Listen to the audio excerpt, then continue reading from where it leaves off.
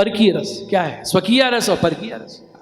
इसलिए भगवान ने 11वें स्कंद में उद्धव जी के सामने उपदेश किया है। उद्धव गीता में क्या कहा है?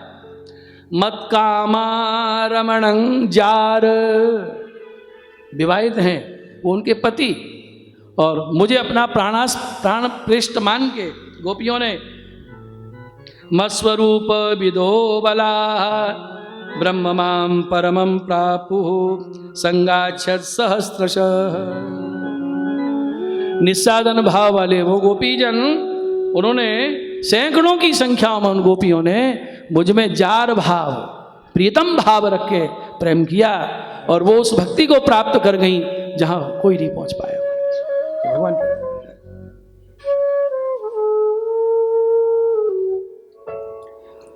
ध्यान दीजिए, सुकिया परकिया भाव है, रसशास्त्र में ये भाव है, लोक में ये दोष है, अपराध है, और भाव भक्ति में ये भाव को बढ़ाने वाला है। कैसे? स्वकीया माने पति की विवाहिता पत्नी, स्वकीया मेरे पति है, और परकीया भाव पति है लेकिन दूसरे से स्नेह हो जाना, ये परकीया है। लोक में अपराध है, ये व्यभिचार है, दोष है। लेकिन अलौकिक में देखिए, सब प्राणी मात्र के पति कौन है? भगवान कृष्ण। तो देखिए इस भाव को, ये भाव है उनका, देह परकीय भाव वाला नहीं, भाव है उनका परकीय भाव। लोक में स्वकीय भाव जो है ना, उसमें आरती नहीं होती ज्यादा। मेरे पति हैं, कहीं भी जाएंगे आएंगे तो घर में ही आना है।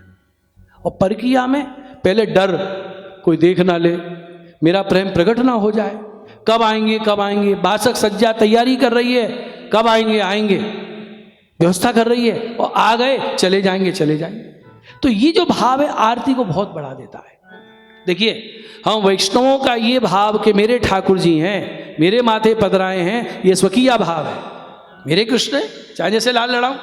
लेकिन परकीया की अनुभूति कहाँ हो रही है कि मेरे ठाकुर जी तो हैं लेकिन गुरु जी के हैं, अपराध हो गया तो गुरुदेव से कह देंगे कि पधरा लाओ वहां से ठाकुर जी महाराज, ये भय है। वास्तव में उन गोपों से कोई संबंध नहीं, परकीया रस के लिए ये सब लीला है। गौड़ीय कृष्ण चैतन्य संप्रदाय में परकीया भाव को सर्वश्रेष्ठ माना गया। चैतन्य महाप्रभु का परकीया भाव, परकीया भाव से चंडीदास जी हुए, बंगला भाषा के बहुत कीर्तन गाए उन्होंने कृष्ण लीला के, परकीया रस भरा हुआ। पति सुतान्वय भ्रातृ बांधव नति विलंघते त्यच्युता गति विदस्तवो गीत मोहिता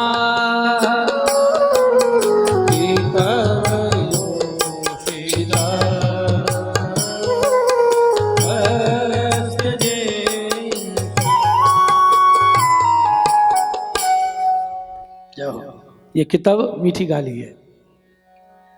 वेणु नाद के सुनत दशा विपरीत हमारी, तब आई तुम निकट अहो पीतांबर धारी। तुमने ही बंसी बजा के बुलाया और अब ऐसी निठुराई। ऐसो को पिय निठुर तजे यामिनी में नारी, बुला के रात को छोड़ के चले जाएं कि तब तुम्हें कहा कहें समुझ आवत मुख गारी। कि तब तुम्हें कहा कहें समुझ आवत मुख गारी। देखो गीता जी का अंतिम उद्घोष शरणागति का उपदेश भगवान ने दिया, लेकिन इस तरह से शरण में आया कौन? सर्वधर्मान परित्यज्य, सर्वस्व त्याग कोई कर सका है आज तक? मामेकं शरणं व्रज अहं त्वा सर्व पापेभ्यो मोक्षिष्यामि मां शुच। उपदेश दिया अर्जुन को, अर्जुन के बहाने जगत को, लेकिन इस तरह से प्रभु की शरण में आने वाली केवल गोपियां और गोपियों के पथ पे चलने वाले पथिक हैं, बाकी कोई नहीं। ऐसा त्याग कोई कर नहीं सकता। इसलिए उद्धव जैसे ज्ञानी ने गोपियों की वंदना में कहा है, या दुस्त्यजं स्वजन मार्य पथं च हित्वा। आर्य पथ को त्याग सकता है कोई, वो भी नारी जाति की। या दुस्त्यजं स्वजन, स्वजनों को, आर्य पथ को, शास्त्र मर्यादा को, केवल भगवान के लिए। मार्य पथं च हित्वा भेजुर मुकुंद पदवीं। ये उस पदवी को प्राप्त हो गई हैं श्रुति भीर विमृग्याम, जिसको श्रुतियां मृग्य खोज रही हैं, ओह उसको प्राप्त हो गई।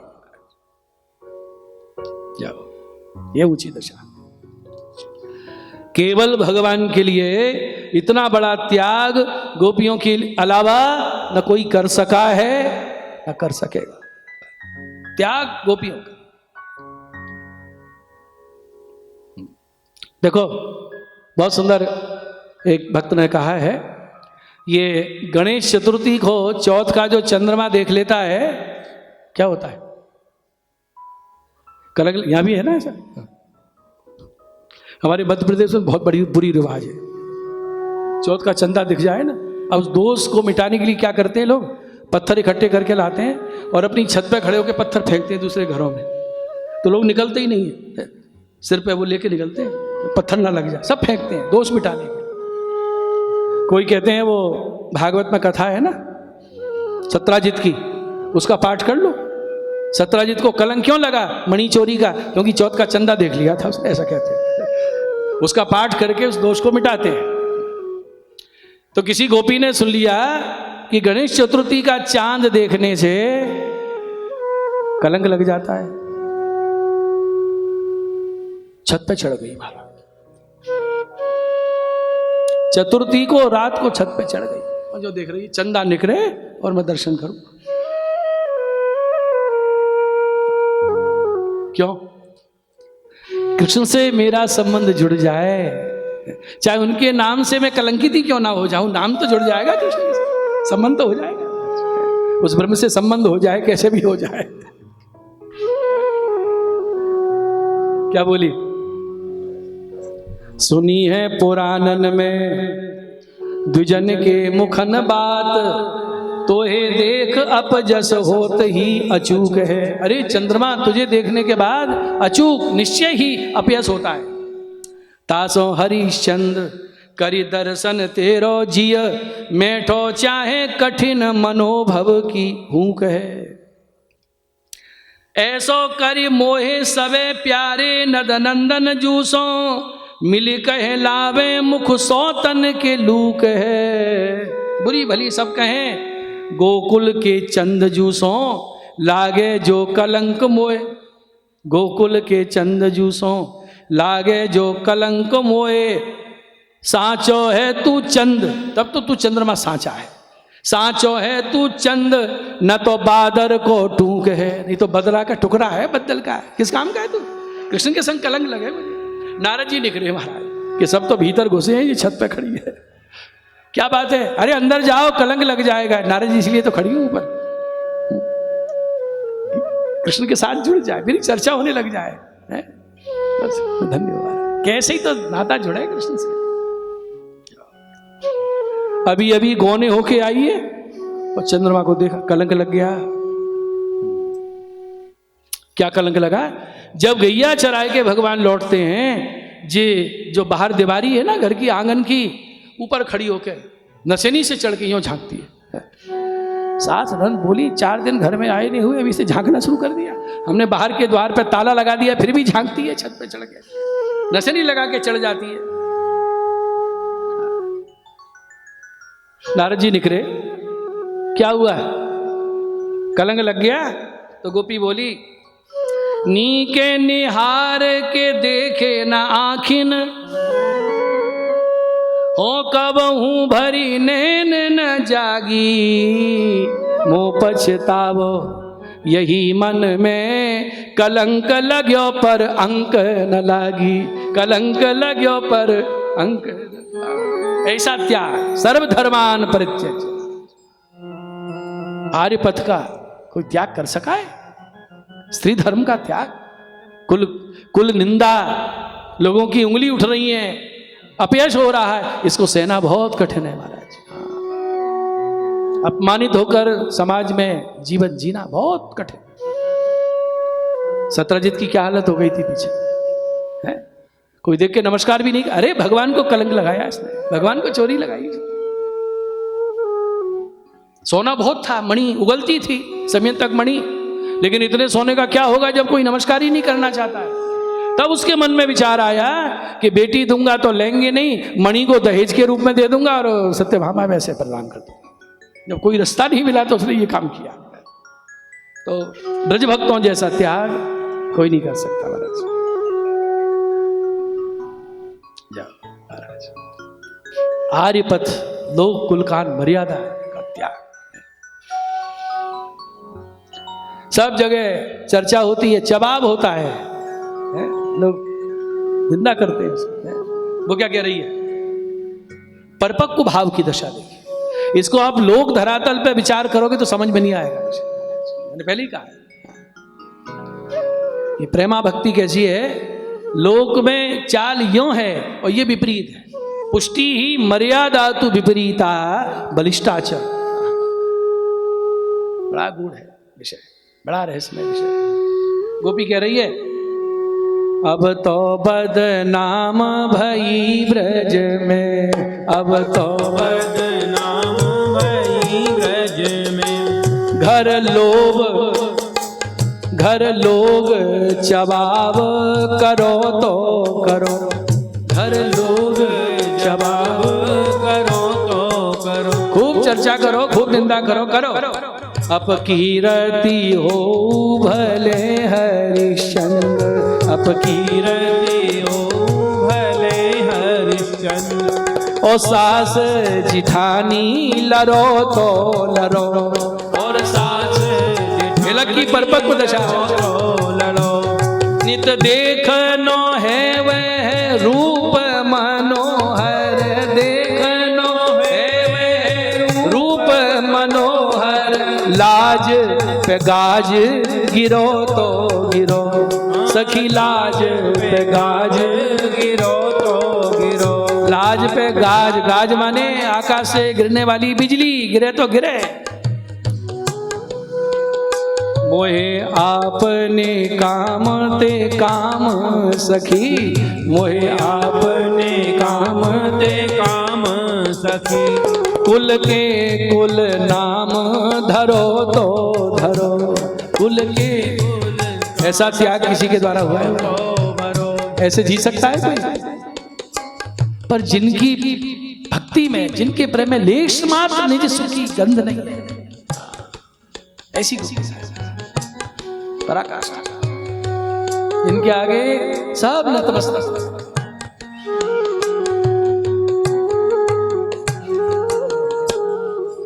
रहसि संविदं रीक्षयोदयं, रहसि साननं प्रेम वीक्षणं। बृहदुरस्त्रियो वीक्षधाम ते, मूरति स्पृहते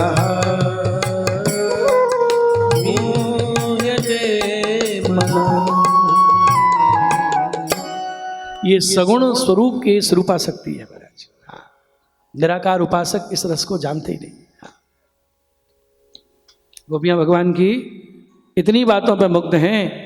एकांत में हमसे प्रेम भरी बातें आप करते, वो प्रेमालाप, प्रेम को उद्दीपन करने वाला, वो मुस्कुराता हुआ मुख कमल, वो आपकी तिरछी चितवन, वो लक्ष्मी का निवास स्थल, आपका विशाल वक्ष प्रदेश, इन सब की जब स्मृति होती है तो हमारे अंदर आपके दर्शन की, आपसे मिलने की लालसा अत्यधिक बढ़ जाती है। हमारा मन अत्यधिक मोहित हो रहा है। मुहूर्ति स्पृहा मुह्यते मनः। जाओ। गोपियों को ऐसा लग रहा है कि जाने कितने दिन हो गए दर्शन किए। अब आने मिलो घनश्याम बहुत दिन बीत। ताली बजाइए। अब आने मिलो घनश्याम बहुत दिन बीत गए। अब आने मिलो घनश्याम बहुत दिन बीत। अब आन मिलो घनश्याम बहुत दिन बीत गए। गोपीन की अखियन के तारे, गोविंद की अखियन के तारे, प्राणों के बन जाओ सहारे। प्राणों के बन जाओ सहारे। बिरहिन के भगवान बहुत दिन बीत। विरहीन के भगवान बहुत दिन बीत गए। मोहे आने मिलो घनश्याम बहुत दिन बीत। मोए आन मिलो घनश्याम बहुत दिन बीत गए। हे बंसी बारे बंसी बजा जा। बंसी वारे बंसी बजा जा। कब से बुलाई रही अब तो आ जा।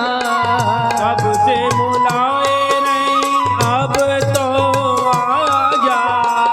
छेड़ो बंसी की तान बहुत दिन बीत। अब छेड़ो बंसी की तान बहुत दिन बीत गए। मोहे आने मिलो घनश्याम बहुत दिन बीत। मोए आन मिलो घनश्याम बहुत दिन बीत गए। हे रास बिहारी रास रचा जा। रास बिहारी रास रचा जा। कब से बुलाई रही अब तो आ जा। कब से बुलाए रही अब तो आ जा। कब से बुलाई रही अब तो आ जा। अब से बुलाए रही अब तो आ जा। बिरहिन के भगवान बीत गए। हाँ, विरहीन के भगवान दिन बीत गए। अब आन मिलो घनश्याम बहुत दिन बीत। अब आन मिलो घनश्याम बहुत दिन बीत।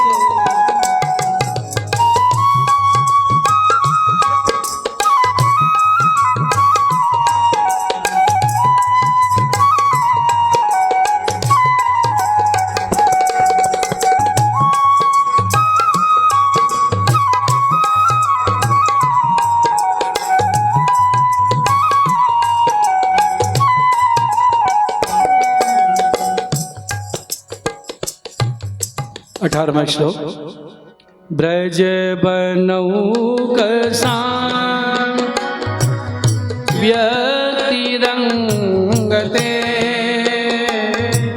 ब्रजीन हन्त्र्यलं विश्वमंगलम् यजमना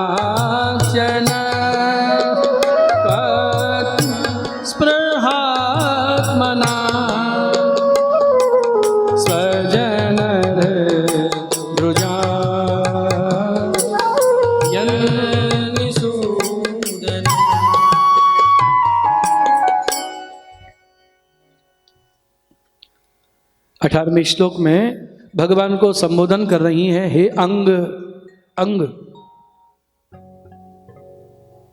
जैसे हमारे शरीर की पीड़ा को हम अनुभव करती हैं, तो आपकी पीड़ा हमारी पीड़ा है, हमारी पीड़ा आपकी पीड़ा है। हमसे आप अलग नहीं है, आपसे हम अलग। आपका ब्रज में प्रागट्य ब्रज भक्तों के दुखों का नाश करने के लिए हुआ है, विश्व का कल्याण करने के लिए आप पधारे हैं। हमारे हृदय में एकमात्र आप ही विराज रहे हो, बस हम आपके अलावा और कुछ इच्छा नहीं रखती हैं। बस थोड़ी सी कृपा कर दो, निज जनों के अंदर जो विरहताप आपके दर्शन के लिए पैदा हो रहा है, उस रोग का निवारण कर दीजिए, हमें दर्शन दे दीजिए। बस आपके दर्शन की आरती की स्पृहा अंदर जग रही है।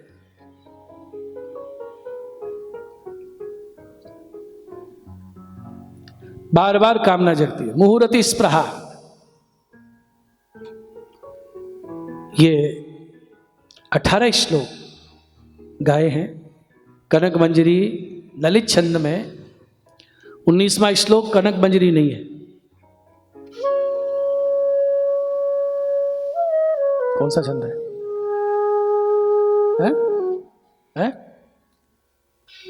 19वां श्लोक ललित छंद नहीं है, इंदिरा है, बसंतिल का है। यत्ते सुजात चरणा बुरुहंस्तनेषु भीताः शनैः प्रियदधीमहि कर्कशे तेनाटवीमटसि तद् व्यथते न किंस्वेत् कूर्पादिभिर्भ्रमति धीर्भवदायुषान्न।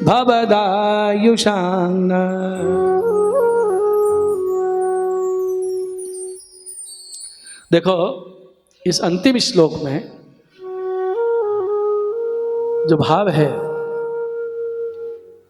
विरह की 9 अवस्थाएं हो रही हैं, तरंगे भावों की हृदय में आती, मूर्छित हो जाती, विसर्जित हो जाती, फिर कह रही, हे प्रिय, हे प्यारे, आपकी जो ये युगल चरण कमल हैं, यत्ते सुजात चरणाम गुरुहं स्तनेषु, ये युगल चरण अति सुजात, अति सुकोमल। हम जब बहुत विरह हो जाता है, आप पधारते तो हम हृदय पर धरती, लेकिन शनई शनई डरते डरते कि हमारा वक्ष कठोर है, ये चरण कोमल है, कहीं आपको श्रम ना हो जाए। देखो चरणों को भी श्रम ना हो जाए।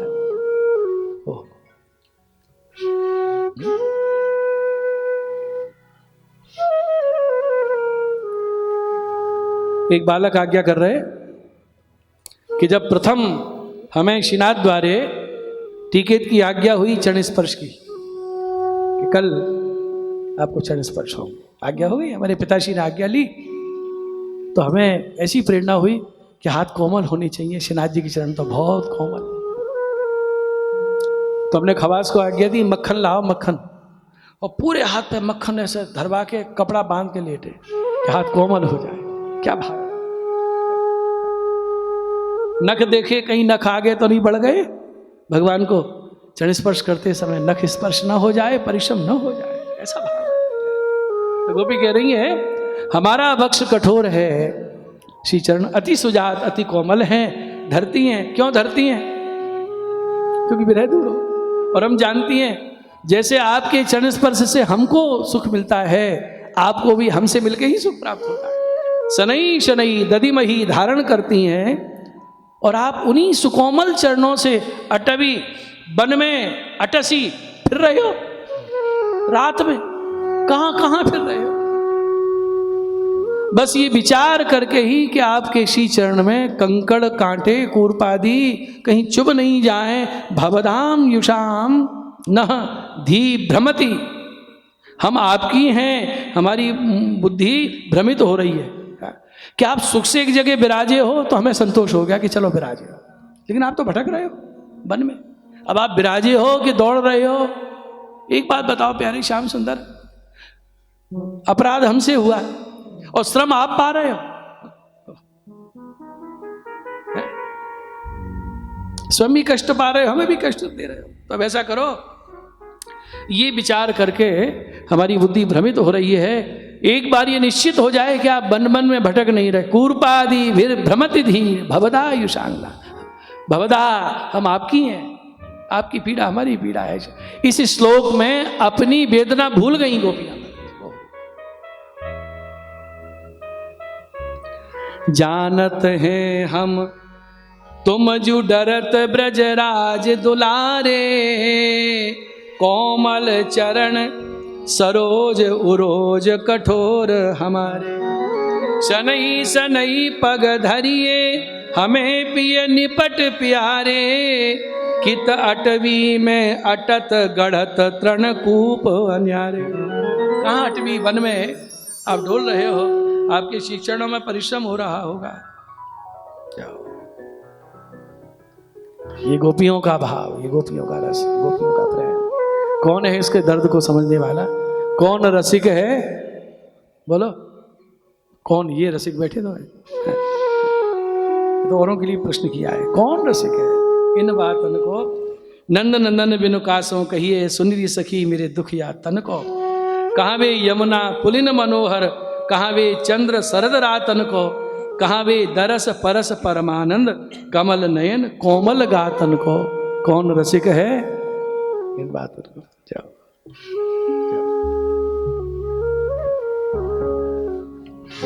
यत्ते सुजात चरणा गुरुहं स्तनेषु, भीताः शनैः प्रियदधीमहि कर्कशेषु।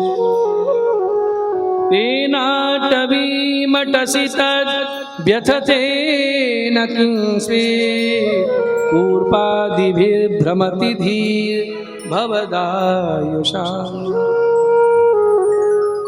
भवदायुषाम, तुम में ही जीवन,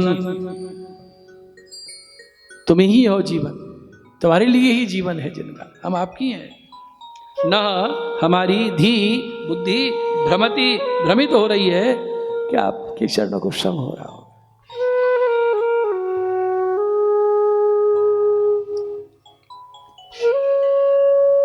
ये श्लोक गाते समय क्षण क्षण में मूर्छित हो जाती है गोपियां। इस समय पूर्ण दैन्य प्रकट हुआ है, लेश मात्र अहिंद नहीं महाराज। और ठाकुर जी जब आरती पैदा होती है दर्शन के लिए और हृदय अभिमान शून्य दैन्यपूर्ण निस्साधन भाव युक्त हो जाता है, तो एक पल का विलंब नहीं होता। श्री कृष्ण को रिझाना हो बहुत जल्दी रीझते हैं, और न रीझें तो बरसों लग जाए, जन्म लग जाए।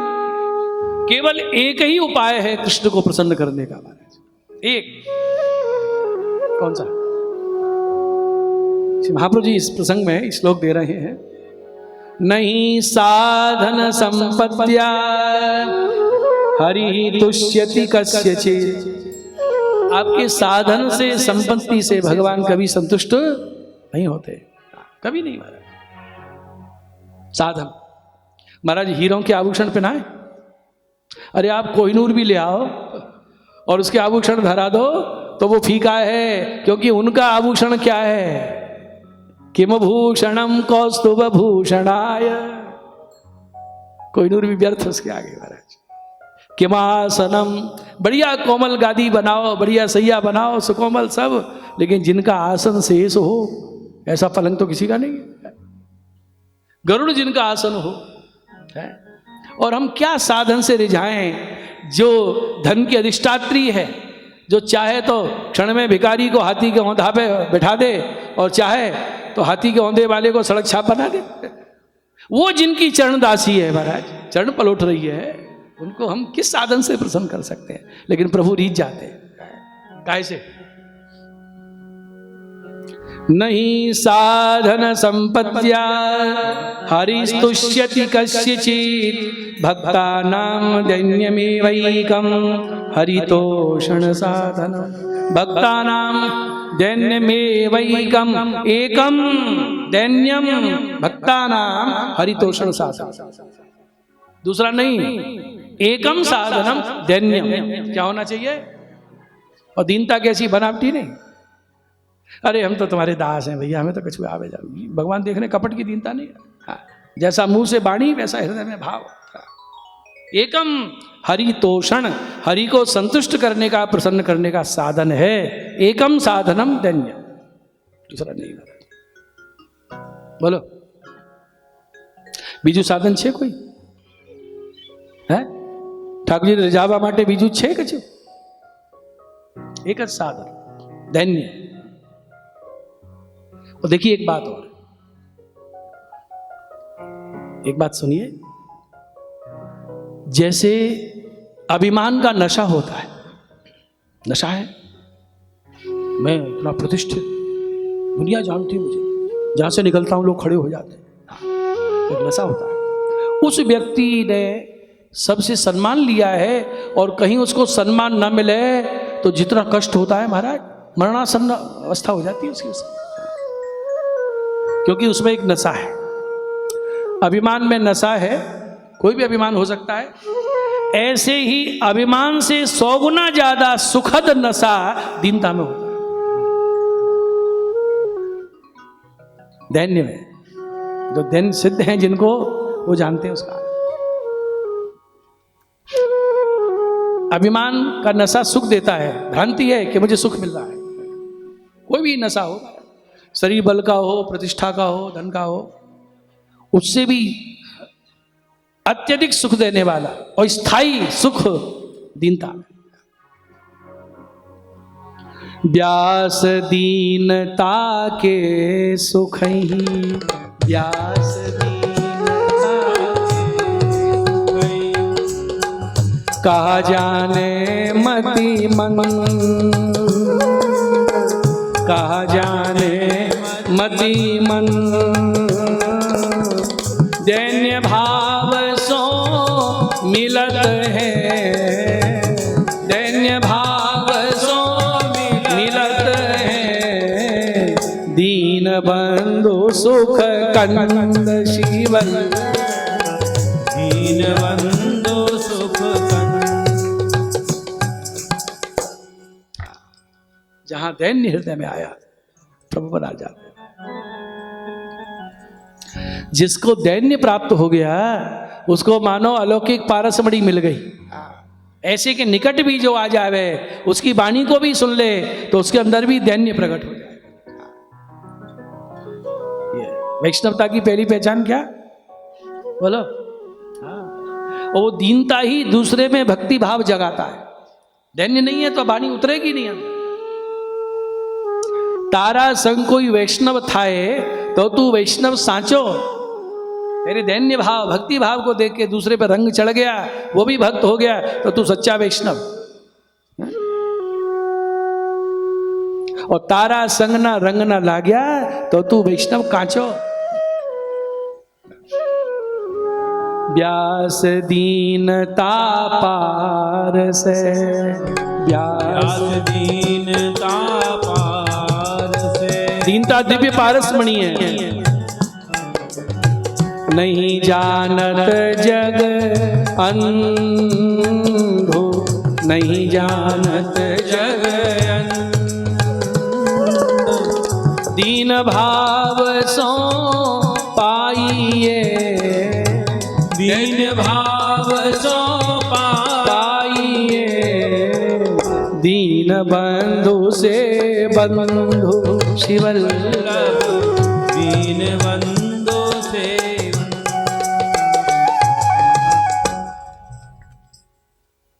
गोपियों में ऐसा दैन्य प्रकट हुआ। कोई भगवान पे उपालम नहीं है, सब दोष हमारा ही था, हमसे ही अपराध है।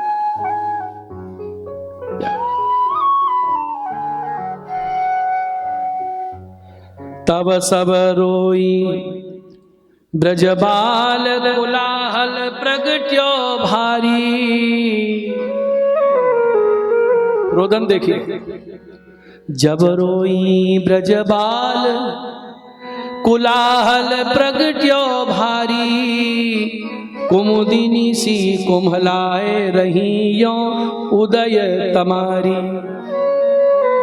तमारी, तम का अरी, शत्रु कौन है? सूर्य। जैसे सूर्य जब उदित होता है तो कुमुदिनी कुमला जाती है, वो चंद्रमा को देख के खिलती है। कुमुदिनी सी कुमलाए रही यो उदय तमारी, बिरह रहो बन गूंज कृष्णमयी भई किशोरी। उनके विरह की ध्वनि ब्रज के वन में गूंज रही है। कैसी शोभा हो रही है गोपियन की। लवण पूतरी मनो महा आनंद रस बोरी। नमक की कोई पुतली हो, नमक से बनी पुतली सांचे में ढाल के बनाई और वो रख दी, और बरसात में क्या होगा? वो नहीं, पूरी ऊपर क्या गीली गीली। तो ऐसे मानो गोपियों के शरीर को आनंद रस में डोब दिया है, भीतर भी रस और बाहर भी रस छलक रहा है, जैसे नमक की पुतली में से रस स्रवित होता है। क्या दृष्टांत दिया है। छिन बैठत छिन उठत सुलोटत अति रज माही। बैठती हैं, उठती हैं, रज में लौटती हैं। ये दशा। छिन बैठत छिन उठत सुलोटत अति रज माही। थोरे जल जो दीन मीन आतुर अकुलाई। थोरे जल जो दीन मीन, थोड़ा सा जल हो जिसमें डूब भी नहीं पा रही है मछली, तड़पती है जैसे।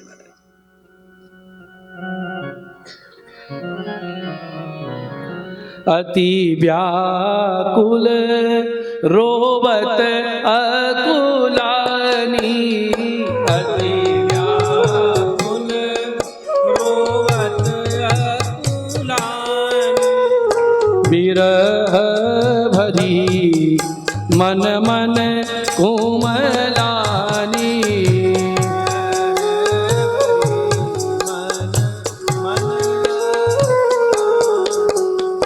विरह भरी मन मन कुमलानी।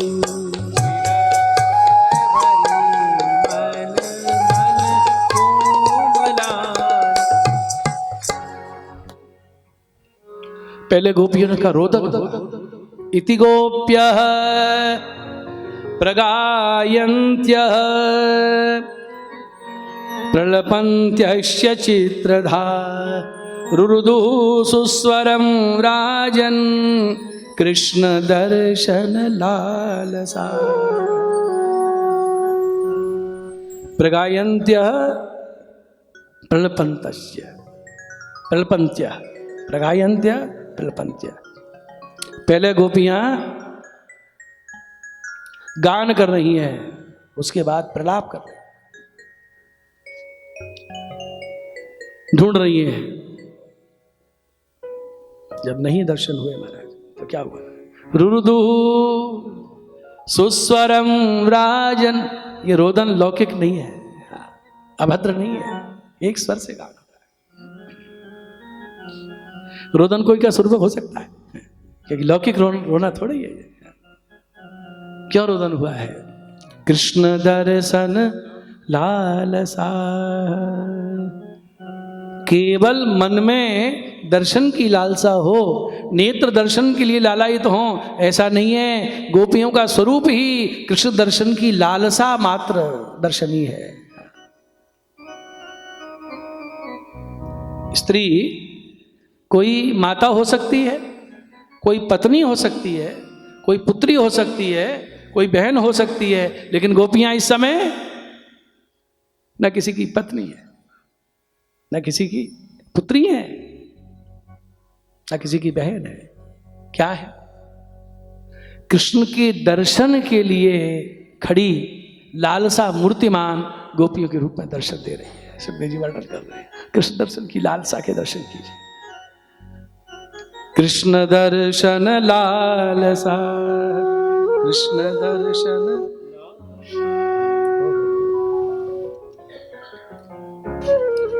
यह है स्थिति महाराज। बंधन है गोपियों के चरणों में। क्या उच्च अवस्था है।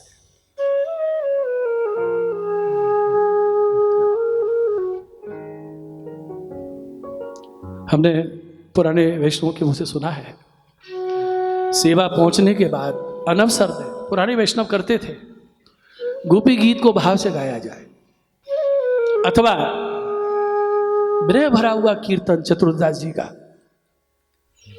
गोवर्धनवासी सामरे लाल तुम बिन रहो न जाए, इसको गा लिया जाए। इतने तादृशी वैष्णव नाथ द्वारे में पीतमपोरी में बैठ के चर्चा हो रही थी कि निश्चित ही भगवत कृपा से उसको 1 वर्ष के अंदर ही ठाकुर जी का साक्षात्कार हो जाता है।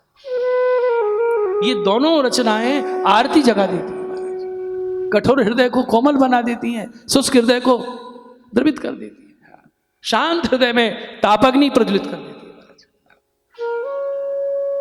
और देखिए, कभी तो विरह का स्पर्श करे हृदय, उसमें जो इतना आनंद भरा है, महाप्रभु जी के लिए सर्वोत्तम जी में नाम है विरहानुभवई का अर्थ सर्व त्यागोपदेश। अरे सर्व त्याग कर दिया है केवल विरहानुभूति के लिए।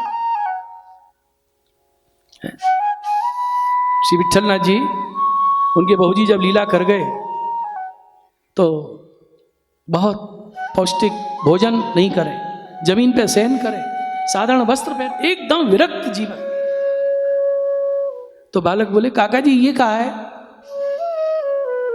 तो भार्या वियोग ब्याज, पत्नी लीला कर गई हैं, उनका वियोग दिखाने के लिए जगत को क्या कर रहे हैं? इस विरह का अनुभव कर, सर्व त्यागोपदेश।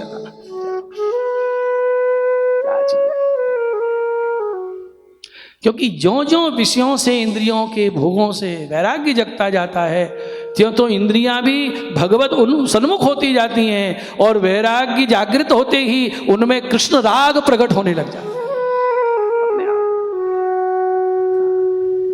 यहाँ वैराग्य को सिद्ध नहीं किया गया है, स्वतः ही होता है। ज्यों ज्यों भगवान में अनुरक्ति, त्यों त्यों विषयों से विरक्ति।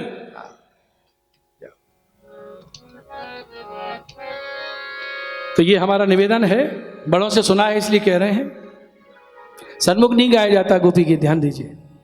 और ये पद भी सामने नहीं गाना चाहिए, तुम बिन रहो न जाए। ठाकुर जी कहेंगे किसके बिना नहीं रहा जाता, मैं तो सामने रोक रहा हूं। ये भाव है, क्योंकि पुष्टि भक्ति में श्री कृष्ण साक्षात विराज। श्री गोवर्धन वासी, ज्यादा नहीं, कुछ पंक्तियां गा। सावरे लाल तुम बिन रयो न जाई, ओ ब्रज राज लड़ते लाड़िल लाल तुम बिन रयो न जाई।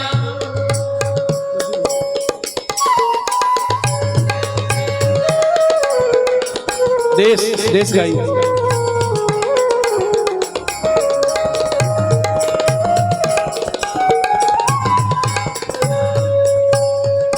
हे लाडले, तिरछी चितवन से आपने मुस्कुरा के जब से हमें देखा है, ये आंखें तरस रही हैं जैसे जल के बिना मछली तरसती।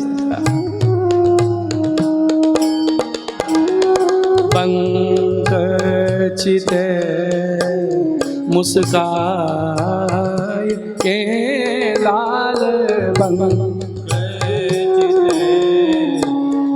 मुस्काय के लाल, सुंदर बदन दिखा, सुंदर बदन दिखा, लोचन तर पे मीर जो लाल, लोचन तर पे मीर जो लाल, पल छिन कल्प विहार, पल छिन कल्प विहार, गोवर्धन वासी सावरे तुम बिन रयो न जाए, ओ ब्रज राज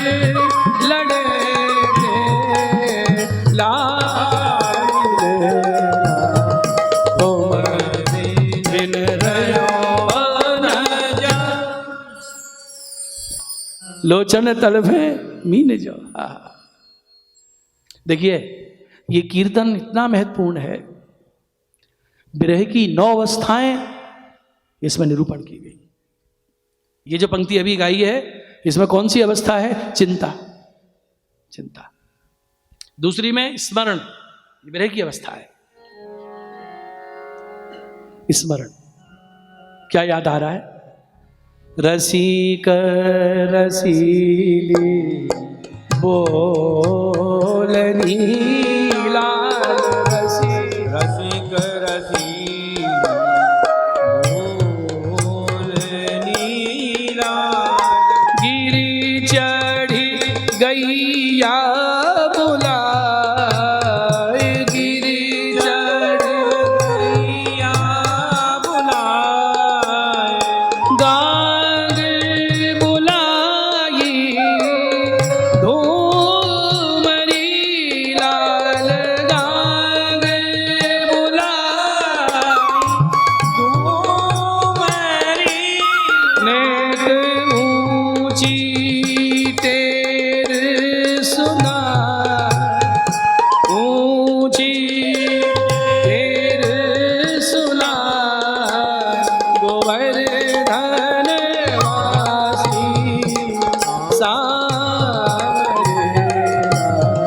तुम बिन रयो न जाए, हो ब्रजराज लड़े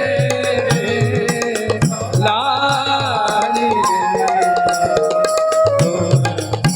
बिन रयो। कान उस बोली को सुनने के लिए तरस रहे। ऊंचे पे खड़े होके गिरिराज जी के शिखर पे गैया बुलाते, गांग, धूरी, कजरी, कारी। अरे गायन को तो बहानो है, आप गायों का नाम लेके हमें बुलाते हैं। ऊंची टेर सुना। आज वो वाणी सुनने को नहीं मिल रही है। हे गोवर्धनवासी तुम बिन रहे हो न जाए। मीराबाई कह रही हैं काया पीली हो गई, लोग कह रहे हैं इसको पीलिया हो गया है। बाबुल आया, वैद्य बुलाया, पकड़ दिखाई मारी बाह, वैद्य बेचारा रोग ना जानिया, कसक कलेजे मां।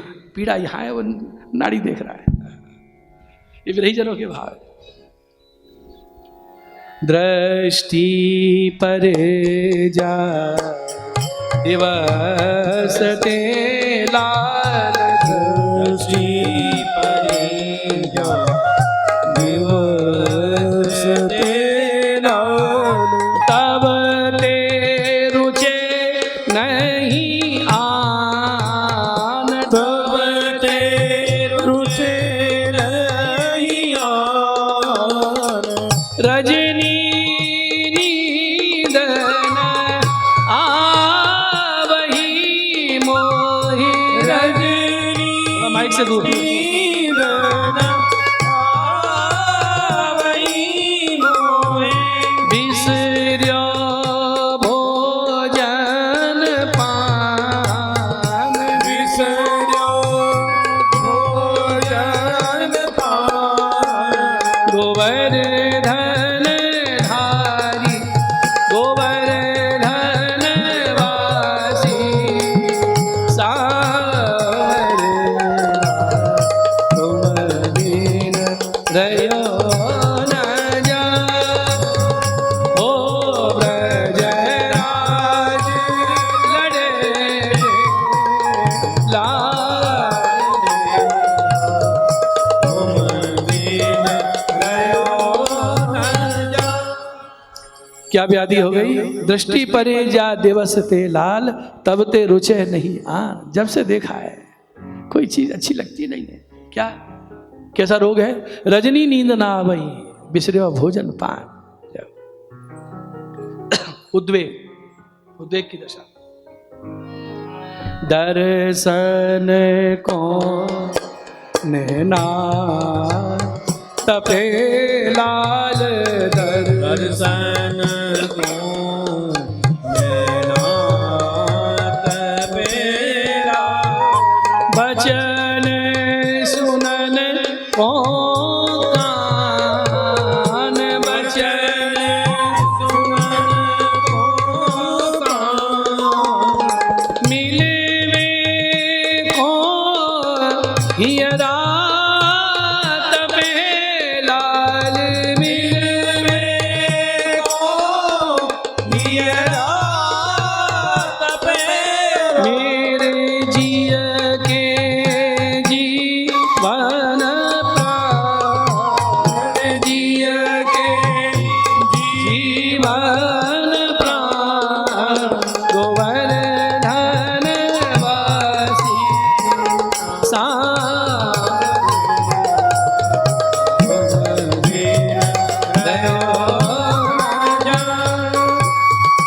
ओ ब्रजराज लड़े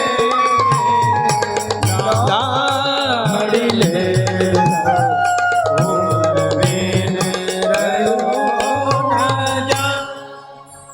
ब्रही को एक अवस्था होती है अभिलाषा की, ऐसा होगा अभिलाषा है। गोपियों को क्या अभिलाषा है? बस एक ही आएगा, मन अभिलाषा ये रहे लाल, मन अभिलाषा ये रही लाल। लागे न नयन निमेष लागे,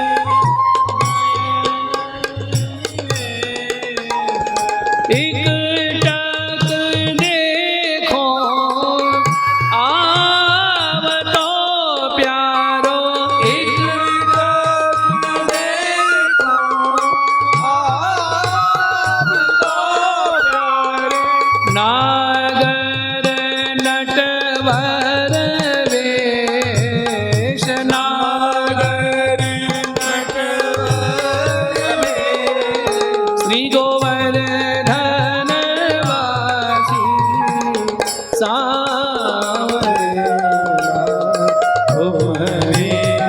रयो न जान, ओ ब्रजराज लड़े लाल,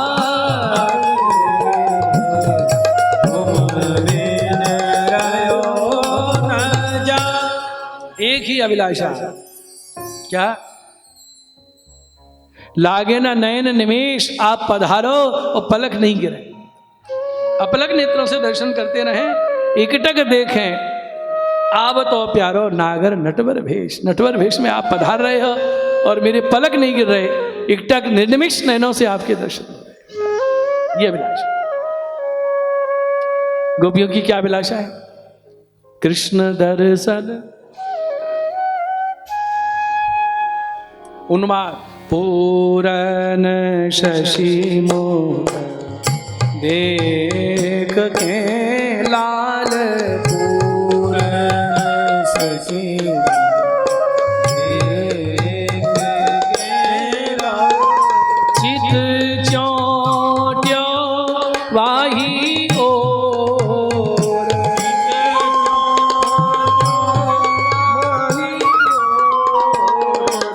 रूप सुधारस पान के लाल, रूप सुधारस पान के लाल, सागर कुमुद चकोर,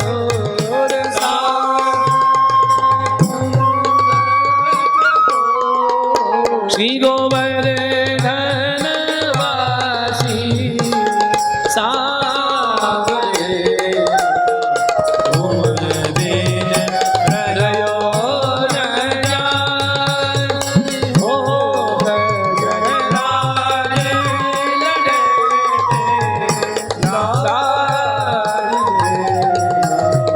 लाल, रयो न जान। पूर्ण शशिमुख देख के, देखो उदाहरण किसके दे रहे हैं? सागर कुमुद चको, तीनों का चंद्रमा से प्रेम। पूर्णिमासी का चंद्रमा देखकर सागर में ज्वार आता है, कुमुद खिल जाता है, चकोर देखता है।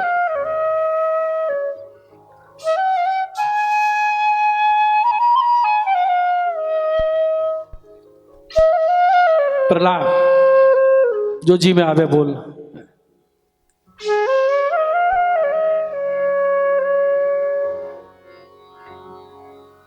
हृदय से प्रकट हो गए ठाकुर जी।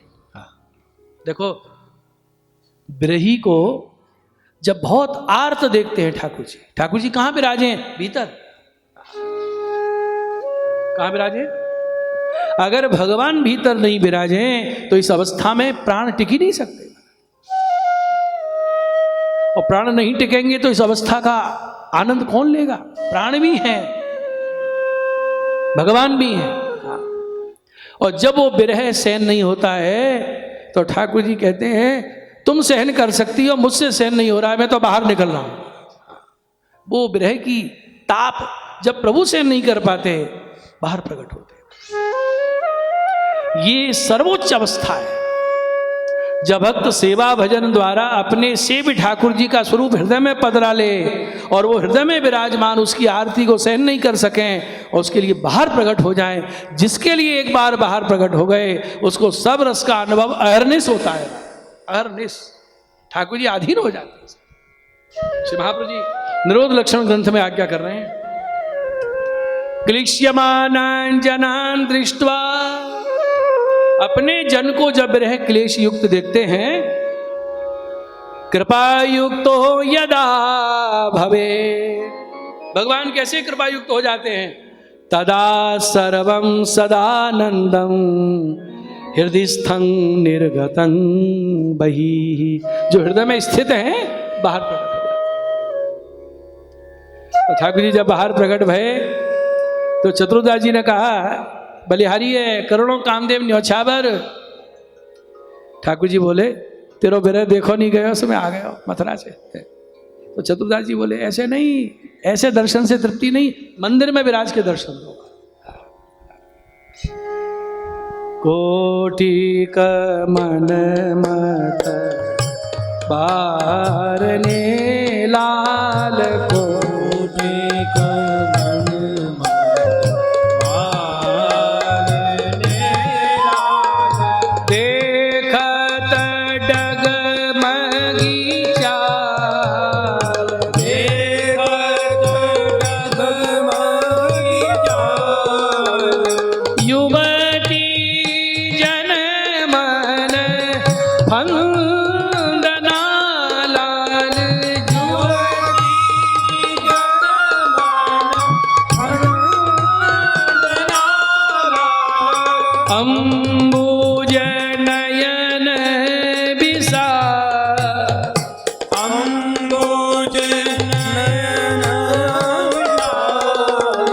जड़ता खड़े रहे, ये कहां से प्रकट हो?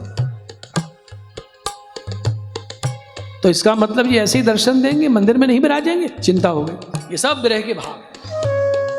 तब गाया कुंज भवन क्रीड़ा करो लाल, कुंज भवन क्रीड़ा करो लाल, सुख निधि मदन गोपाल, सुख निधि मदन गोपाल, हम श्री वृंदावन मालती तुम, हम श्री वृंदावन मालती तुम, भोगी भ्रम